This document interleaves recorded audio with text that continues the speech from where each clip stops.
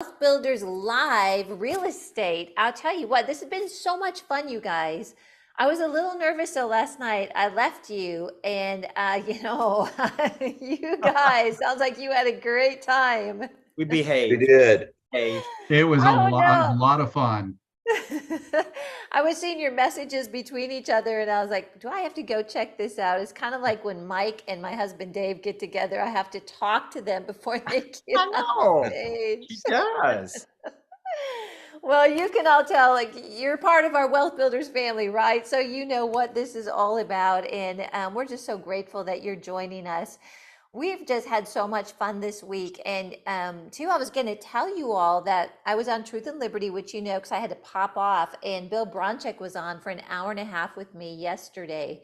And we covered a lot of things in real estate. So if you want a little more information, and you want to hear from Bill Bronchick a bit, go to the Truth and Liberty website, or you can go to their Facebook page or YouTube, and you can hear that information as well.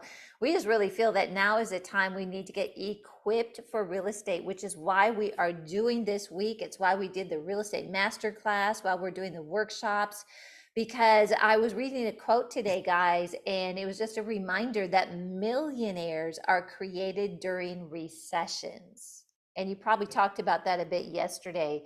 So we know that the market is appearing a little bit tough, but what we're seeing is opportunity. And we just want to get you in a position that you are ready to take advantage of that opportunity. I talked to a lot of people actually yesterday when I was at Charis Bible College, and they really were saying, you know what, I needed to hear this because they're shirking back, right? Because they're like, I don't know what's going on. But when we actually look at that history that God blesses us during a famine, which you're going to hear more about on Friday from Mike, it's really the time for us to get equipped and get ready with knowledge in real estate. So you might notice that we're in a little bit of a different background, okay? So yesterday, yesterday we were all in Colorado except for Troy.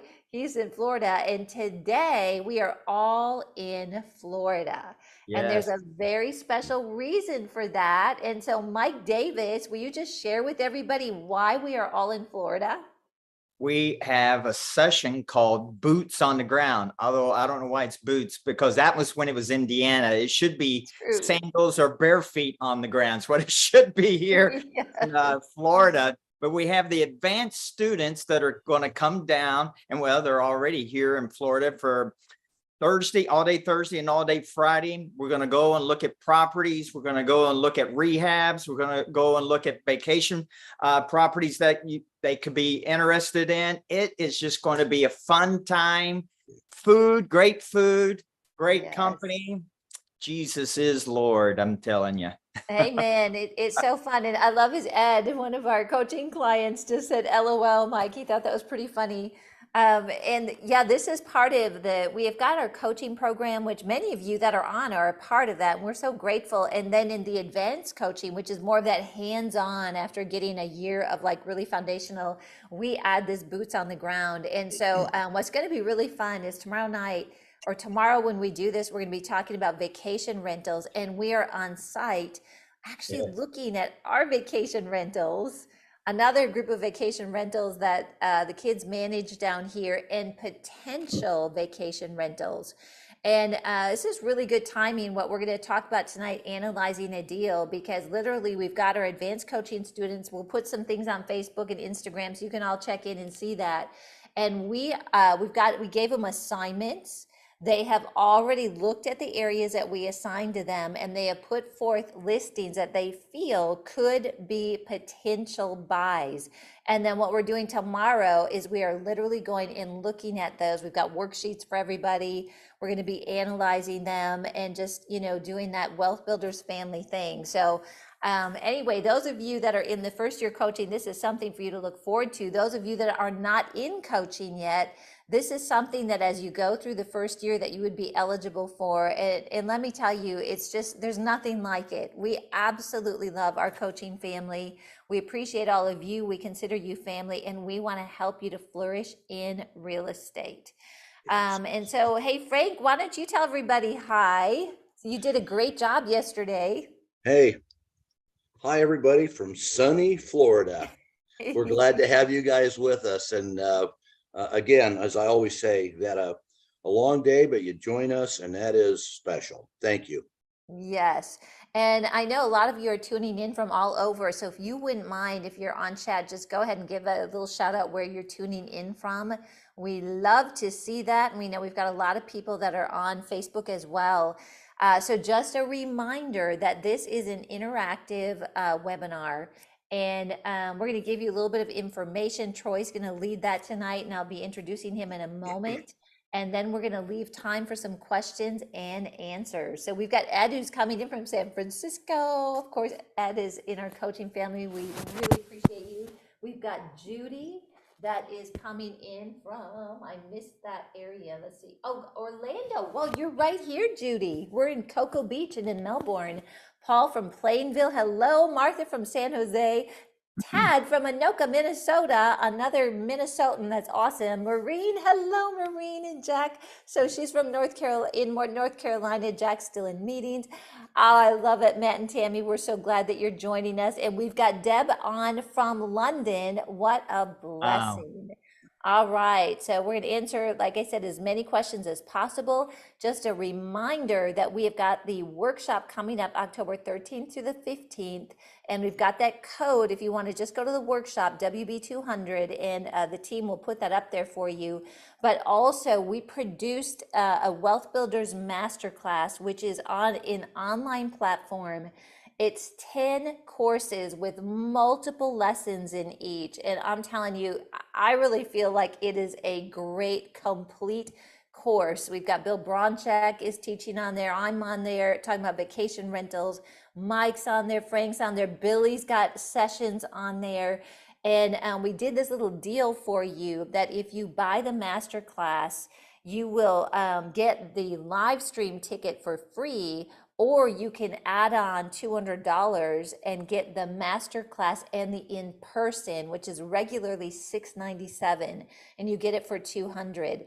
When I was on Lance's podcast, what he said, you guys, is just like, hey, this is what you need to do. You need to watch the masterclass before you go to the workshop. And it's true, because Dave and I, we had to hear it so many times before we finally got it. You guys are probably like that too. So if you can get a hold of that and listen to that a bit before the workshop, and then of course afterwards, you're really going to have all of this settled in. All right. So with that, I want to introduce to you, oh, Paul, I see your note too. You never received the slides. Oh, yeah. Okay. So the team is seeing that. If anybody wants the slides from Monday or Tuesday, send a note to info@wealthbuilders.org, and Carmelina, who is amazing at answering all those emails, will get that out to you. But if you send it to info@wealthbuilders.org, it'll get to the right people and they will send those slides right out. All right, so Troy Peterson, who is a real estate coach and just full of knowledge, property manager, a real estate, has a brokerage here, is leading our call tonight. And I love this because it's going to be like a live analysis. And what's kind of funny is Troy just picked the guys up from the airport, dropped them off, rushed back to your home, I guess, or office.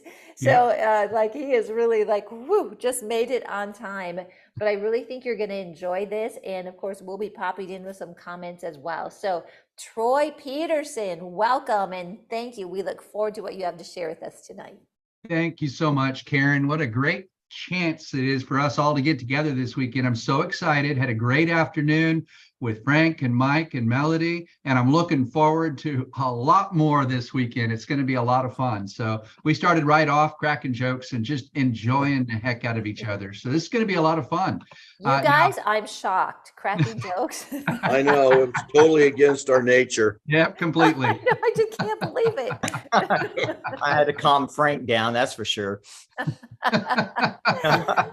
Oh my goodness. We're going to have a lot of fun. So we're going to have fun tonight too. I hope you're all ready to take some notes, because I'm going to give you some numbers, some statistics. I'm going to teach you how to do some math. Not algebra. The only algebra I know is not going to work here tonight. So we will keep it down to as simple as we can, but we're actually going to walk through an analysis on a piece of property. And I'm going to use an example on one that I just did a buy, rehab, refinance, and rent, the BRRRR strategy on. And so we're going to use this with live numbers, and I'm going to show you what we got into. So how about if I start off sharing a screen, if I can figure out how to do that. Here we go. Hopefully that is coming through now. It is. Good, good, good. So now be ready to take some notes. And Karen, Mike, Frank, jump in. I got you up on the screen. So if you got something you want to say and I'm not paying attention, just wave at me because we want to hear from everybody here. Okay. Okay. We're All ready. right. So let's jump in here. I want to start off with just a little bit of a prophetic note. We're in this because we're after building the kingdom of God. We're after doing what he has put on our hearts to do. In Joshua 24:13, God spoke to the tribe of Israel as they're coming in, and he says, I gave you a land which you had not labored, cities you had not built, and you dwell in them. You eat the fruit of the vineyards and the olive orchards you did not plant. That was a fulfillment of a word that was spoken in Deuteronomy when he says, I'm taking you into a promised land where you're going to live in houses you did not build. And here we are taking the land one house at a time, one property at a time, but we don't want to just move into any property. So we want to make sure we know how to analyze it. And that's what we're going to cover tonight, how to analyze it. So tonight what we're going to talk about is how you find value on a property. We're going to look at a short-term analysis. And by short-term, I'm talking fix and flip, something you have 6 months or less.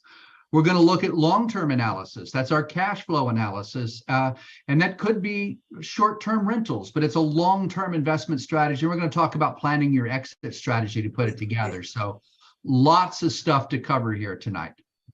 Again, long-term deals are properties that you get into that you hold long-term. They build cash flow and generational wealth. And Karen, what is it Billy says? If you can make it through one or two real estate cycles. 2 real estate cycles. That's where the Yes. wealth comes in. So long-term generational wealth.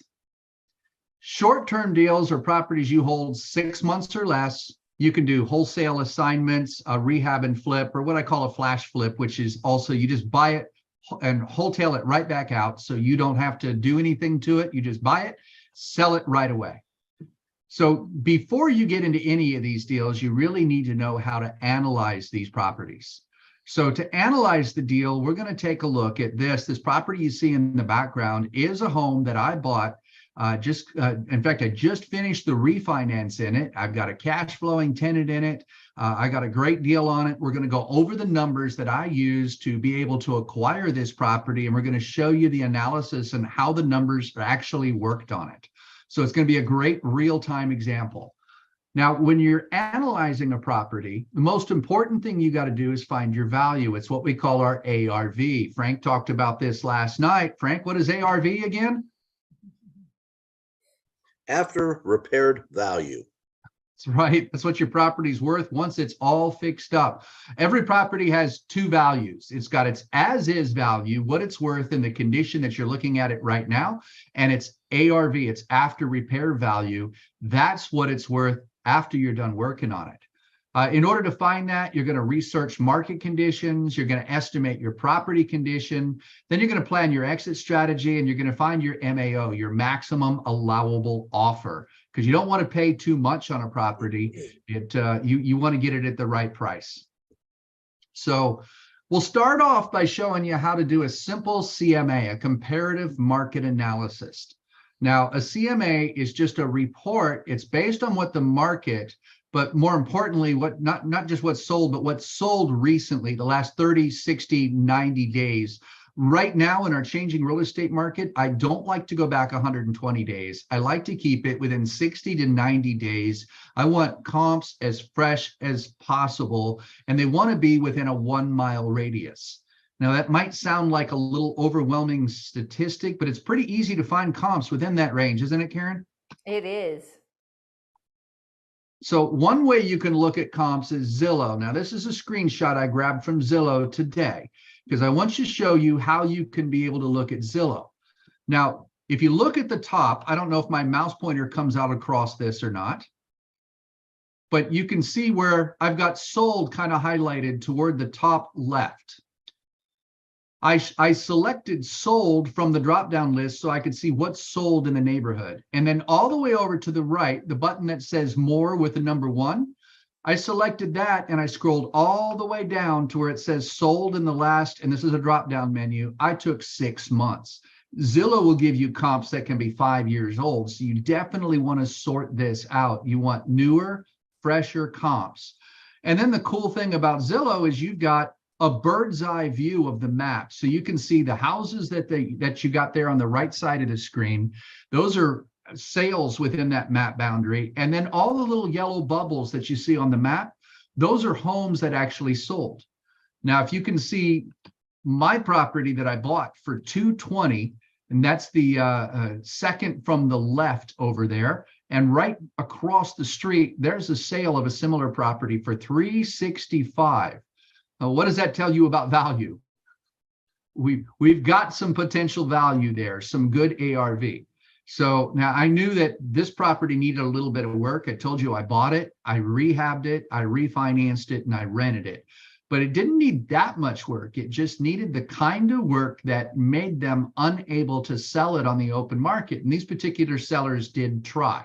They listed it on the MLS with a real estate agent. They tried it for 90 days. And at the end of that 90 days, they couldn't get it closed because nobody could get insurance on it because it has a little problem called polybutylene plumbing.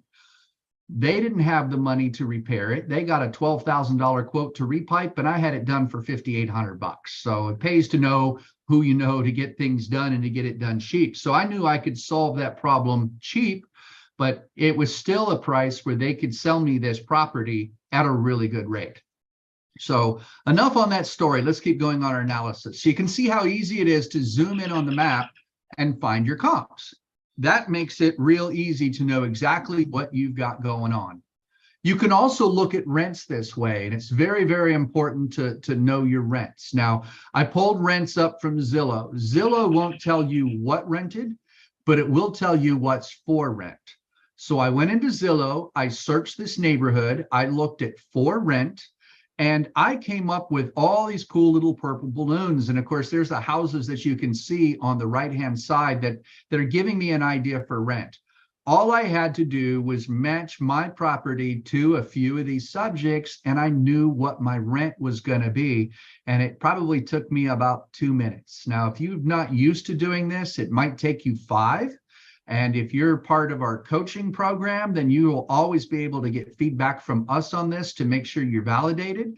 But if you're buying a property with regular financing, your lender is also going to help validate these numbers. So you're going to have a couple of safety features. One, your coach, if you're working with a coach, or 2, your lender that's going to help keep you out of trouble and make sure your numbers are right. Because that appraisal that the lender does is going to look at value, but they're also going to look at potential rental income on that. So you will be covered both ways. Now, once you've done a little research, you want to pull, I would say, 3 to 4 comps. And you're going to pay attention to a couple of key metrics here. You're going to look at what the sold price is, and you're going to pay attention to what the price per square foot that it sold is. Now, I'm going to give you an example and break down these numbers on this particular property so that you can see exactly how we arrive at this and how I'm using this data to get there. So we showed you how to pull comps from Zillow. When you want to pull 3 to 4 comps, you're going to use the average sold price of the most recent and similar comps. And to help keep you focused, look for properties, comparable sales that are similar in square footage, the square footage within about 20% of your subject, give or take. It could be 20% above, 20% below. But if you're looking at a 1,500 square foot house, don't pull in a 3,000 square foot house. That price per square foot is going to skew so much that it won't give you accurate readings. Keep your square footage within about 20%. This is the list of properties that I compiled. I actually found 6 comps, but I only chose 3 of these. Now, I tell you, my value came in at about 340 and my appraisal came in at 342. I'm pointing that out now because if you look on some of these, you might find that, let me see here if I can spotlight this a little bit. This one that sells at 313, this one at 314. They're selling a bit less than my appraisal at 340, but they're also smaller in square foot. This is 1,410, this is 1,307. That price per square foot actually caused them to sell for a little less, but because my subject was bigger, it gives me a better value. So I'm going to pick my 3 comps. And the 3 I picked are this one that sold for 313, this one that sold for 314, one that sold for 320, and one that sold for 345. Now the 345 is closest in size to my subject. So that one is a pretty solid quote. Let me show you how we did the math on this, because we broke it down a little bit and we took the 3 comps. So this subject was a 3-bedroom, 2-bath, 1,602 square feet. Comp number 1, 3-bedroom, 2-bath, 1,503 square foot, sold for 345. Comp number 2, 1,410 square foot, sold for 314. Comp number 3, a 3-bedroom, 2-bath, 1,517 square foot, sold for 320. Now I find the average of the sold price. I do that by taking 345, 314, and 320, add them all together, and then divide them by 3. 3 comps, divide by 3, gives me my average sold price at 326, 333. That's step 1 of finding your ARV. Step 2, you want to do your price per square foot. So I had my average sold price at 326. I found the price per square foot of each one of those, and my average price per square foot is 221. If I take that times 1,602, that gives me a value of 354. Now, if I take my high end of 354, my low end of 326, and I average in the middle, I've got an ARV of 340, and this property happened to appraise at 342. So you can see how doing a little math like that really helps you decide what is the best value for your property. The key is to finding the right comps. Frank, do you want to add anything to that? I think you're doing a great job so far, Troy. Keep going. I'm sure I'll have something to say. You know me, but I know right you. now, I'm counting on you. You're doing great. Wonderful. All right. So then when we go to write our offer, the way I approach this property, because it needed repairs, I'm going to use my short-term acquisition model. And that's my ARV, which is after repair value, minus 30% minus the cost of repairs. So this example, I've got an ARV of 340. I subtract 30%, that's 102,000. I estimated repairs at 20,000. I spent about 14.5, a little bit less than 14.5 actually. But I came up with a max offer of 218, and my actual contract purchase price was 220.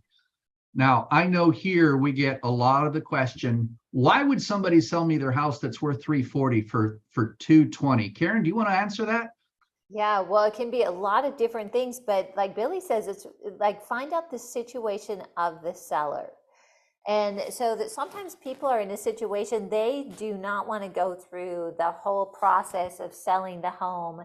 They might be under duress a bit. Maybe it's a death in the family.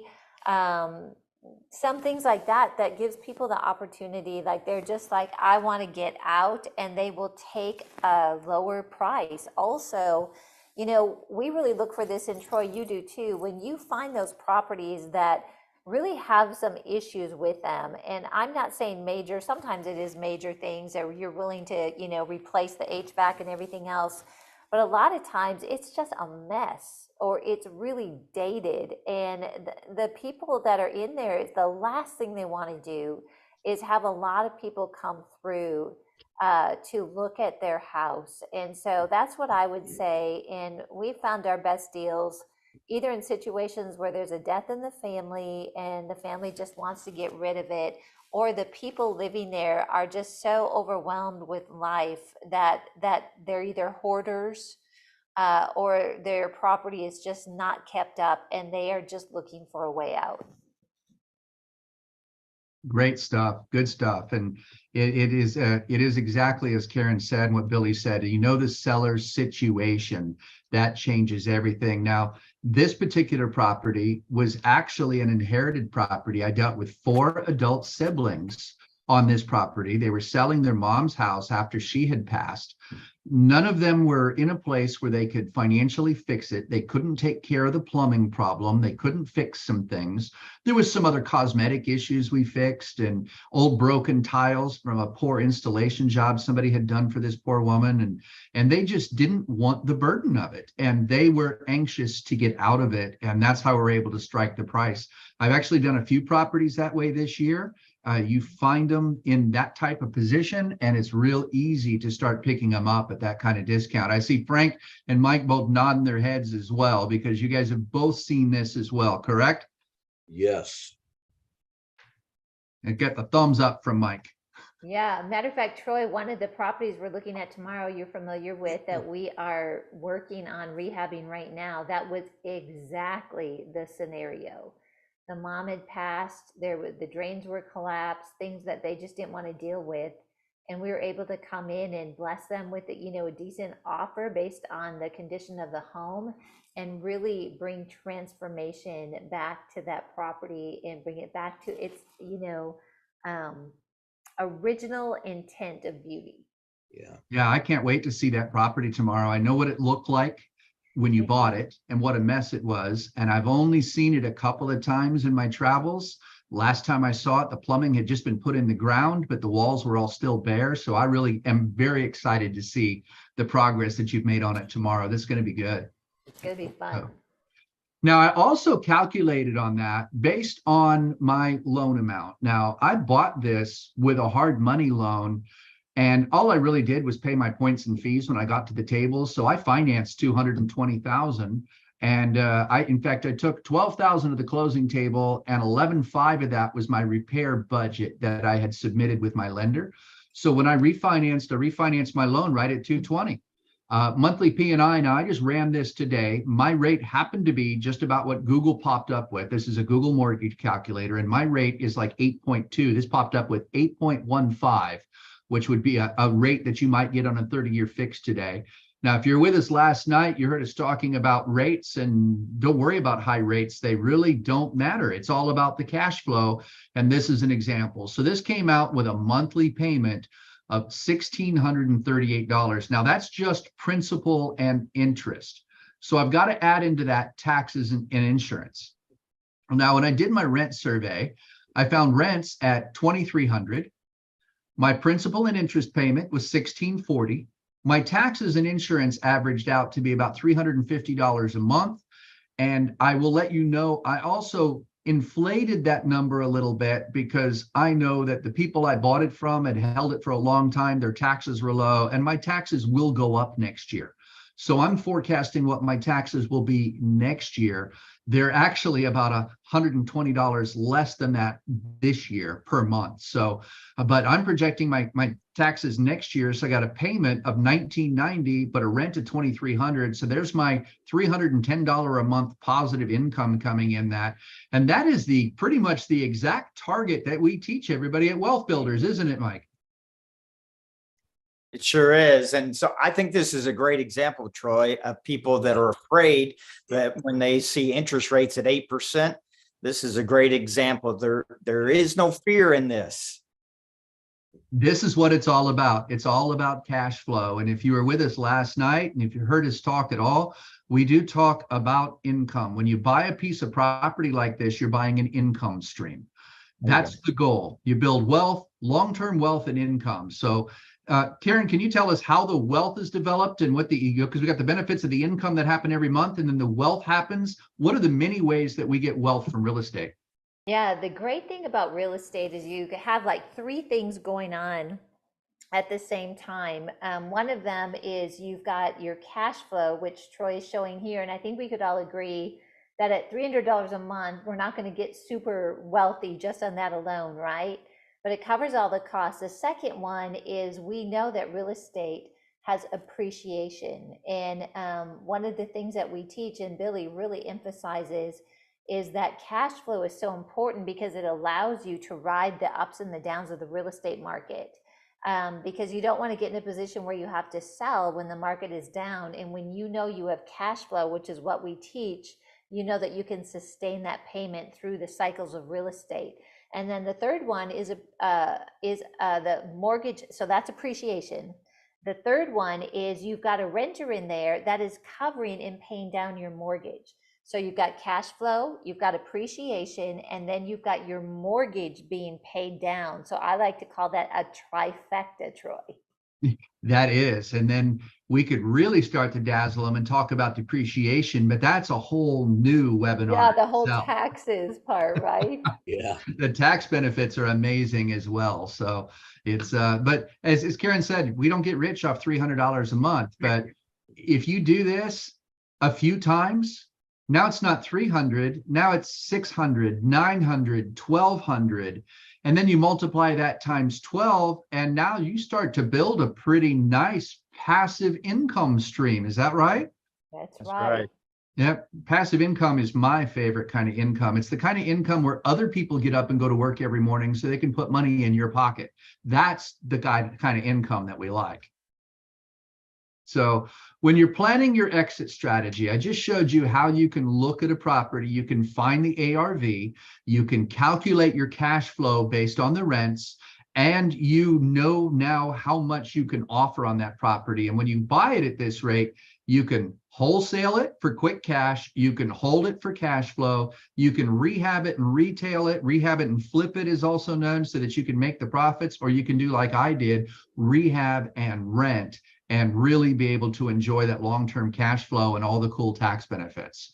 So now you know how to find the value doing something simple. We just did a quick Zillow search. Those were screenshots that I took for your example just today. Very, very easy to tool. We've looked at the short term, which is the less than 6 month analysis. We've looked at the long term, the cash flow analysis. So you're now equipped to be able to plan your exit strategy. So you want to add anything to that, Frank? I see you smiling in there. I'm smiling because I'm happy. I'm Florida. No, but Troy, how do you rehab something for rent versus you're going to retail it out to somebody? Oh, no, that's a great question, Frank, because there are two types of rehab. You can rehab something for rent. Now, this one, if I was going to rehab it for a flip, I would have completely updated the kitchen instead of leaving the original 1990s. This house was built in the early 90s. And I kept the original oak cabinets, and it still had a nice cabinets, nice countertop, but it's the 1990s oak. Yeah. If I was going to rehab it for a flip, I would have replaced those and completely updated the kitchen and put in new granite tops and changed things. But for a rental, I just got rid of the broken tile, rolled some nice luxury vinyl plank flooring on. We put a fresh coat of paint on. We put carpet in the 3 bedrooms. And of course, I took care of the plumbing for the polybutylene. So I was able to make it a nice property that's very, very comfortable, very, very clean, and showed very well so that it would come as a rental, but I did it significantly less than I would do it for a rehab. You couldn't sell that retail if you don't do the kitchen. Is that right, Frank? That's right. Kitchen, bathrooms, etc. You know, you bring another point too with your lower offer. That's why it's really important to work with a realtor that works with investors, because I'm going to tell you right now, 95% of 95% of regular realtors are going to tell you they're not going to present the offer, even though they're supposed to do that by law, because it's too low. And if you work with one that owns some properties and is an investor, they know how to present those offers to a seller and get those through. That's absolutely correct. So, and I know one of the questions we've got there too is about finding properties. We talked about how you can find some of these properties. Now, I do some advertising. I do a lot of direct mail postcards out to a target list and get people to call me. And that's how I buy most of these properties, is doing some advertising. Now, if you're part of our coaching program and you've got access into the Legal Wiz program, then they've got a great, Frank, you and Bill have a fantastic Finding Motivated Sellers training in there, right? Oh yeah, thank you. And they got to be motivated though. They do. Yep. So now I'll give you an example of a motivated seller. Another property that I bought earlier this year really needed nothing but a dip in a paint bucket. It had a new roof. It had been replumbed. The electrical had been updated. It had a pool. I mean, the property was in great shape. and it would have sold really good retail, maybe just a little bit below market because it was a bit dated, but it still could have been a quick sale. And I met with those people and I told them, you could probably sell it right now yourself for 300, or I'll give you 215, maybe 220, somewhere. I forget exactly what I bought it for. Maybe it was right around 220, about the same as this. And they says, yeah, we don't have time for a realtor. We need the money now. So we signed the contract and I went to closing in 3 weeks. They were motivated.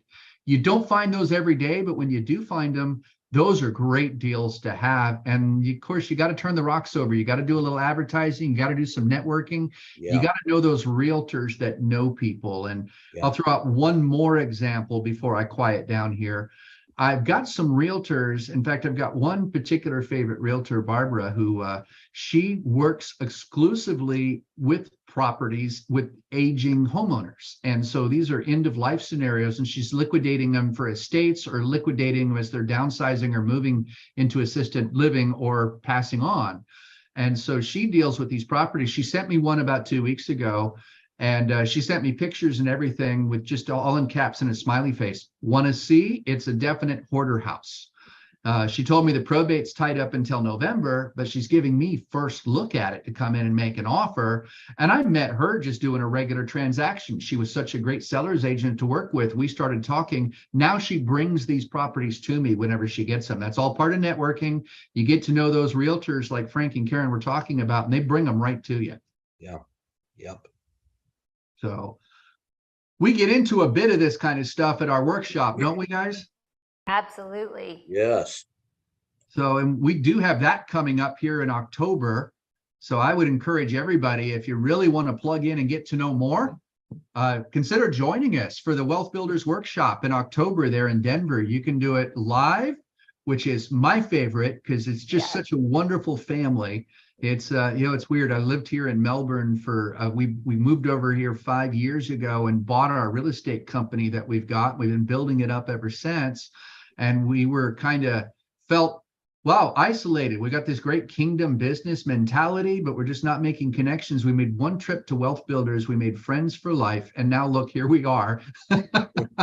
All in this together. We're all together here in Florida. This is amazing. And it all happened because of my family with Wealth Builders. And we'd love to be part of your family too. Karen, do you want to add anything to this? Yeah, I just want to just remind everybody too that the in-person is limited. So, don't wait too long on that. Plus, we still have that WB200 $200 off code. And so the regular price for in-person is $697. With that code, you can attend for just $497 and bring a guest for $297. Or if you want to just really get immersed in this, do what I was describing at the beginning, and what Lance Wallnau was recommending is get that real estate masterclass that we put together. You can go to wealthbuilders.org/masterclass. And if you purchase that, you've got lifetime access to that digital teaching. It includes some templates, all the PowerPoints. We actually do a live master class call where we analyze deals with you online, even once a month, which has been really fun. And then you get the live stream for free. Or if you just spend $200 more for $697, you not only get the master class plus access to those live private calls for masterclass students, but you also get a ticket to come in person. And we like it because we get to see you. We actually keep these workshops at a small amount. We max them out at about 100 because we want to spend time with you. We do speed coaching. We do our baby shark tank where we analyze deals for you live. We choose a couple of you out of the audience. We have networking sessions. We've got a young entrepreneurs, young investors networking on Friday night. And then those of you that have been in the coaching program or are part of it now, you know that we do the private coaching networking with Billy and Becky and all of us on Friday afternoon before every event. So anyway, take a look at that. Check it out on the website, wealthbuilders.org/masterclass. Or if you want to just attend the workshop, go to wealthbuilders.org/events, or the team is going to put that link up here. So, hey guys, we've got a couple questions that I would like to have us answer before we sign off here. Does that sound good? That sounds Yeah. good. I'm going to stop sharing here so we can share. Awesome. So, Yvette, thank you so much for joining us. Yvette actually had a couple questions that she asked. One of them was she wants an email link to our Facebook page where we post these webinar recordings. And so, Yvette, you can. We also have them on the YouTube channel, which is Billy Epperhart YouTube channel. And so, and you can get the PowerPoint that Troy just shared as well. So just reach out to us at info@wealthbuilders.org and we'll get all that information. One thing that I think is amazing about Billy and Becky is they've really set a culture that if you reach out to us at that email, we answer you. And Carmelina, bless her heart, is amazing. You will love her. She's the one that is communicating with you behind the scenes. There and other team members as well, but that's info@wealthbuilders.org. Okay, we've got a question from Ed. Hello, Ed, who we all know. Ed's in the coaching program. So here we go. Ed says, how do you find these types of properties and sellers? His latest idea is to reach out to a number of FHA and VA loanees at random in the metro areas that he's most interested in. He chose them because they would have lower equity than people with conventional mortgages. And my goal is to work with motivated sellers to even take over their loans. He's working on a list of about 325 people. Is that a good idea or a waste of time? And he says here, this is so cute. He said, I hope I'm not doing what Troy described as going down a prop stream rabbit hole. So anyway, I would just love to get some input from each of you. Mike, let's start with you on that. What would you say to Ed? Well, I think just like what Troy was talking about, he sends out these letters, and there's a program on LegalWiz. What is that called that helps marketing? Marketing to motivated sellers. There you go, marketing to motivated sellers. And so I don't know if Ed has watched that or not, but that would be good for him to make sure that he watches that and gets more info. But I don't think it's a rabbit hole. I'm not for sure what he's asking, but I think that's a great thing to do. I mean, I think Troy said you got to turn over some rocks. One of you guys said about turn over some rocks if you're going to find something. So I think that's a good thing. Great. Frank?